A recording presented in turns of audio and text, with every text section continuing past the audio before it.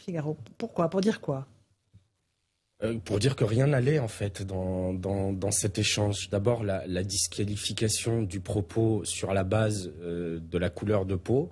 En plus, elle le dit avec un espèce de dédain. Vous êtes blanc et vous en êtes fier. Mais est-ce qu'on imagine Madame Adler dire vous êtes noir, vous en êtes fier, vous n'avez pas assez de noir autour de vous, elle ne le ferait jamais. Mais là, comme elle a l'incarnation du mal face à elle, c'est quoi le mal? C'est le vieux mal. Et je m'excuse auprès de mon ami François Olivier. Le vieux mal blanc. Le vieux mal blanc dont elle doit considérer en plus qu'il est en situation de pouvoir parce que c'est un grand journaliste reçu partout.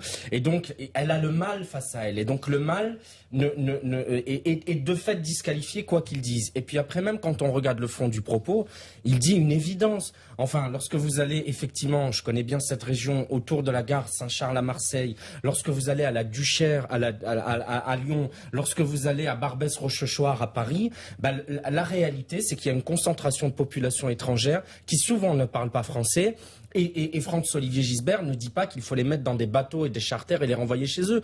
Il dit une évidence, c'est que pour s'intégrer dans un pays, il faut parler la langue. Et moi, je me souviens, lorsque je vivais dans des quartiers dont je suis devenu l'élu, de ces Chibani qui étaient là depuis 30 ou 40 ans, qui n'ont pas appris le français et qui avaient honte chaque matin d'aller avec leur petit courrier au centre social ou d'aller voir le buraliste en lui disant « Monsieur le buraliste » ou « Madame la directrice du centre social, dites-moi ce qu'il y a dans ce courrier ». Ou des mères de famille qui attendaient que monsieur rentre à la maison ou que les enfants rentrent de l'école parce que le courrier laissé par le facteur ou l'invitation laissée par la mairie, elles étaient incapables de la lire.